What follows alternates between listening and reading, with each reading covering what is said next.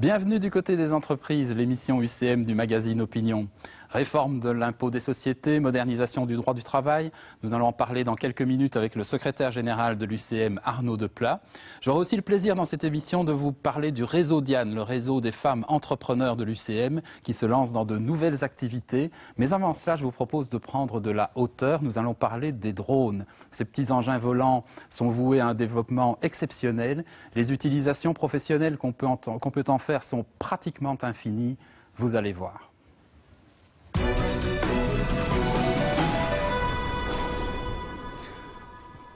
Pour parler des drones, j'ai le plaisir de recevoir Greg Billen. Vous étiez agent immobilier, aujourd'hui vous êtes patron d'une société qui s'appelle Drone Media Service. Je vais revenir à vous dans une minute, je vais commencer avec vous, Renaud Fréture.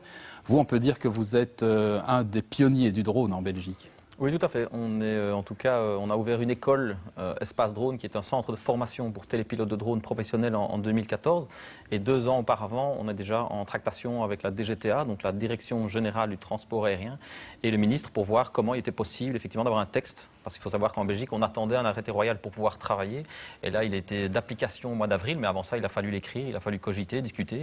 Et ça s'est fait donc 2 ans auparavant. Vous avez une école, vous avez aussi porté sur les fonds baptismaux le texte qui est sorti le 20 avril, mais vous organisez aussi un salon du drone. Tout à fait. On s'est rendu compte qu'après avoir créé une école et avoir rassemblé pas mal de gens qui voulaient aller dans le même sens, il était parfois difficile de les mettre en contact l'un avec l'autre. Donc on a organisé le salon du drone, qui est Drone Days, qui s'est fait à Tour et Taxi à Bruxelles 2 ans de suite, en 2015 et en 2016. Et ici, on va faire la 3e année en 2017, au mois de mars, au Wesel. On associe ça avec le salon de la photo et la vidéo, parce qu'on trouve évidemment que le drone et l'imagerie vont très très bien ensemble.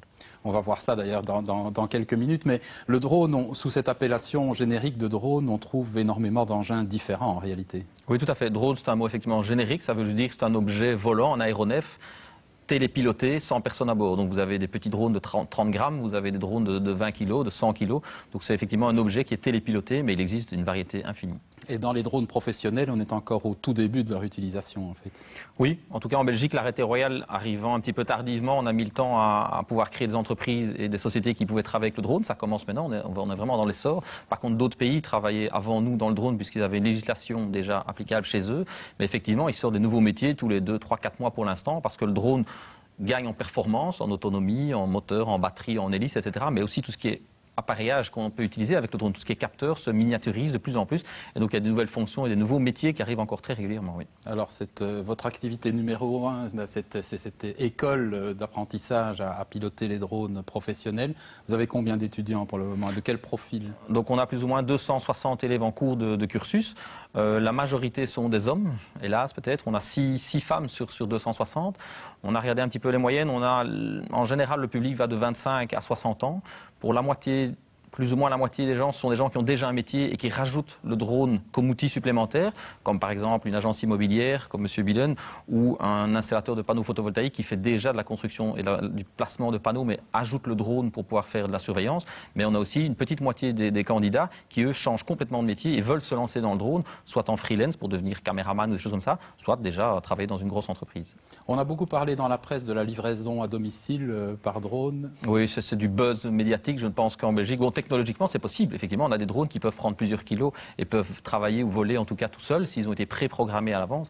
Maintenant, on a un ciel belge très compliqué. En Europe, on a probablement le ciel le plus compliqué chez nous, au sol aussi, les régions, la densité, ce qui fait que l'arrêté royal impose qu'on ait toujours notre drone à vue. C'est par exemple une des grandes règles. Ça veut dire que l'automatisation et de pouvoir envoyer quelque chose à distance, ce sera pour le moment interdit et ce sera encore pendant plusieurs années, je pense.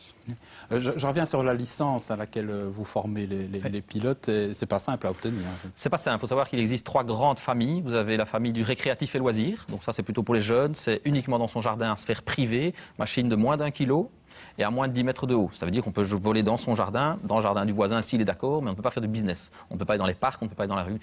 Là, après ça, vous avez 2 grandes classes, qui est la classe 2 et la classe 1. C'est ce qu'on est en train de former comme pilote ici. La classe 2, c'est un intermédiaire, on va dire, entre le loisir et le professionnel.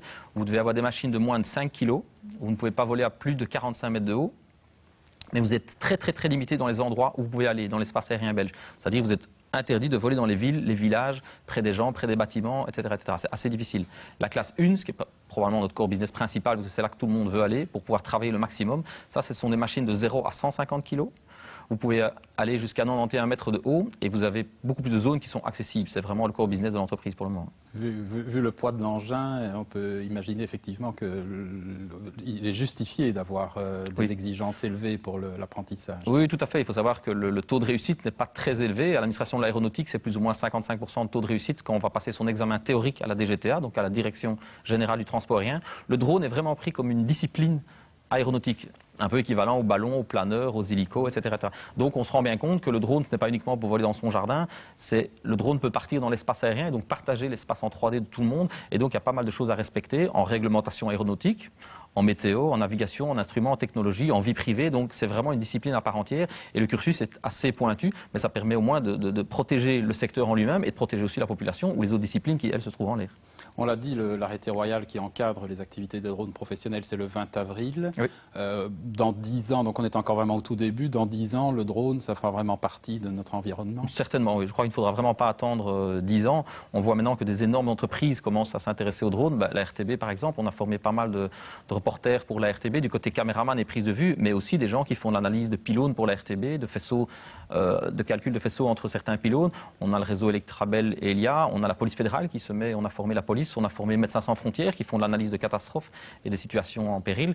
Vous avez des agences immobilières, vous avez des jardiniers, vous avez plein de secteurs qui peuvent utiliser le drone comme un outil.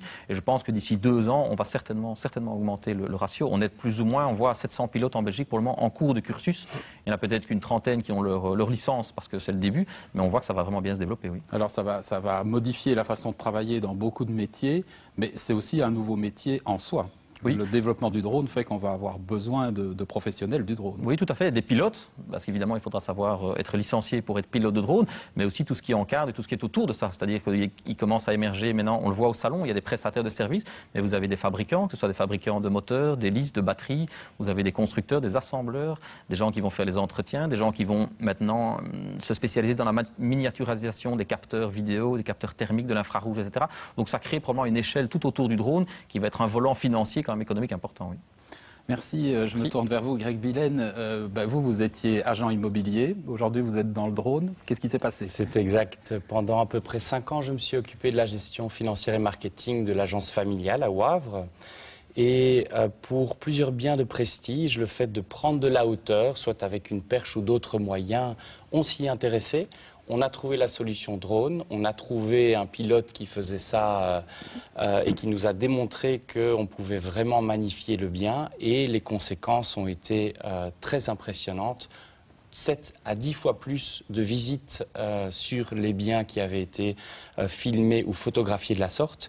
Et du coup, j'ai décidé de me lancer, je me suis associé et je surfe maintenant sur cette vague du drone. 3 de notre équipe de 6 personnes ont déjà la licence professionnelle avec des cours qu'on a passés chez Renault Fréture, chez Espace Drone. Et une activité qui était exclusivement immobilière il y a maintenant 2 ans, y compris à l'étranger, c'est plus de 50% qu'on fait pour d'autres types d'activités. Oui, d'ailleurs vous avez amené un petit film qui va montrer un petit peu la diversité de ce que vous pouvez faire avec vos drones. On va le voir et je vous propose de le commenter en direct. Avec plaisir. Les éoliennes, il suffit de décoller au pied des éoliennes pour une inspection technique et on apporte une valeur ajoutée importante. En agriculture, ce sera le cas également. Ici, pour des besoins d'un musée, un site industriel désaffecté pour le patrimoine historique, une vue aérienne était très importante. Là, c'était au Luxembourg, au cœur des institutions européennes, pour les besoins d'un court-métrage de type futuriste. Ici, vous avez justement de l'immobilier résidentiel où le fait de magnifier le bien à quelques mètres de haut nous a permis de générer un nombre de visites additionnelles considérable. Et il est évident qu'après l'immobilier, on a constaté qu'il y avait de la demande comme ici pour des besoins sportifs. Le fait d'arriver avec un tout petit drone, des hélices protégées et se permettre d'approcher les joueurs nous ont permis de dynamiser l'image du club et d'avoir une valeur ajoutée également dans ce domaine.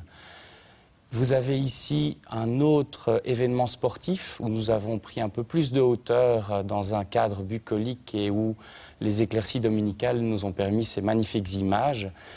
qui ont permis l'année d'après d'avoir beaucoup plus d'inscriptions, du B2B au Luxembourg. Et pour terminer, ici à Zolder, c'était pour les besoins d'un jeu vidéo qui voulait modéliser en 3D une magnifique voiture en pleine action et on devait accompagner la voiture.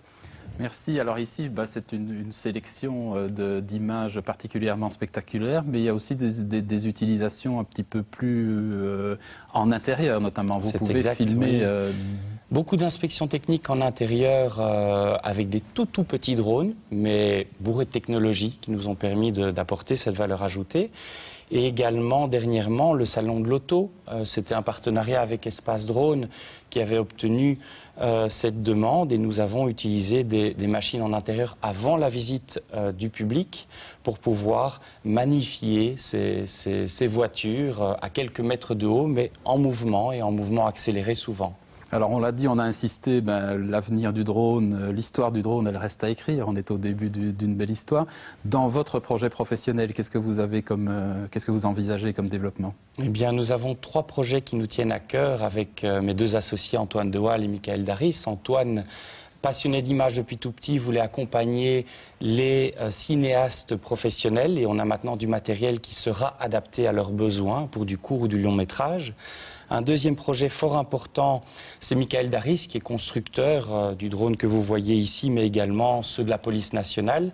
Et il a prévu de construire un drone pouvant embarquer plusieurs kilos de caméras thermiques pour de la détection de fuites de gaz et rendre des services dans ce domaine. Et le troisième projet, qui sera au point pour l'ouverture du salon Drone Days au Ezel, c'est de la location. Exact, au mois de mars, au printemps, on aura une flotte d'une vingtaine de drones professionnels immatriculés et assurés qu'on mettra en location à destination des professionnels qui ont tel type de machine et qui voudront louer d'autres types pour des besoins ponctuels d'une journée ou de plus longtemps. Bien, je vous remercie tous les deux de nous avoir fait mieux connaître un secteur d'avenir, manifestement, où il y a de la place pour de nombreux indépendants et chefs d'entreprise. Nous allons maintenant revenir à des préoccupations plus ordinaires pour l'UCM. Voici l'actualité.